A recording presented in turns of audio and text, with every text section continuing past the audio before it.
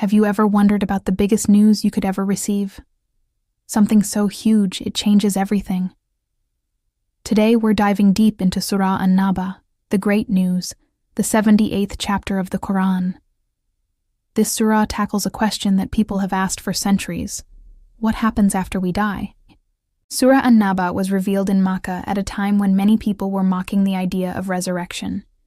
They'd ask each other, almost jokingly, about what are they asking? About the great news. This great news is the day of judgment, Yawm al-Qiyāmah. But Allah's response is a serious warning. He says, "No, they are going to know. Then no, they are going to know." This isn't a threat, it's a statement of fact. Their doubt will be replaced by certainty, but by then, it will be too late. The first lesson is clear. Mocking the truth doesn't make it any less real. To prove His power to resurrect, Allah then points to the world around us.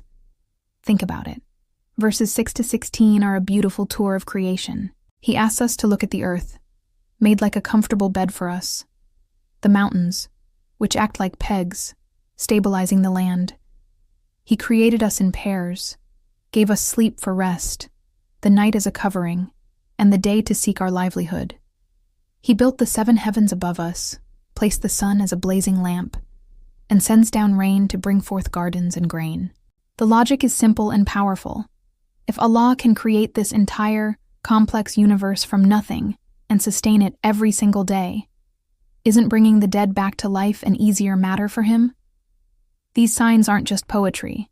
They are proofs of His limitless ability. Then, the surah shifts its focus to the day itself.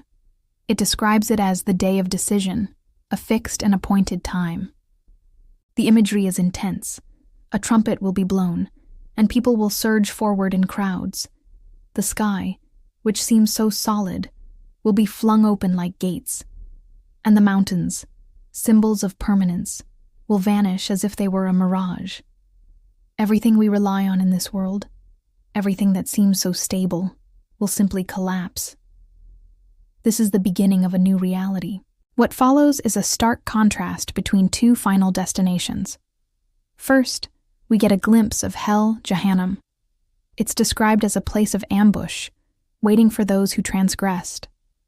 They will taste boiling water and foul fluids, and their suffering will only increase. Allah tells them, "Taste, we will not increase you except in punishment." Why such a severe outcome? The surah explains it's because they never expected to be held accountable. They rejected the signs and lived their lives without any fear of a final reckoning. This is divine justice in its most absolute form. But right after this terrifying description, Allah shows us the other side, the reward for the righteous. Jannah, or paradise, is a place of ultimate peace and beauty. It's filled with lush gardens and vineyards. Those who enter will have pure companions and drink from flowing cups that don't cause any harm or foolish talk. Everything they hear will be peaceful. This isn't just a random gift. It is a sufficient and calculated reward from their Lord. It's a powerful reminder that Allah's mercy is as real as His justice, and His generosity is beyond our imagination. The surah concludes by re-emphasizing Allah's absolute authority. He is the Lord of the heavens and the earth. On that day, no one will dare to speak without His permission. The truth will be laid bare, and the regret of those who disbelieved will be so immense that they will wish they were nothing but dust. The final verse is a direct and urgent warning. Indeed, we have warned you of a near punishment. Why near? Because death can come at any moment, and once it does, the hereafter is no longer a distant concept. It's an immediate reality. There are no second chances.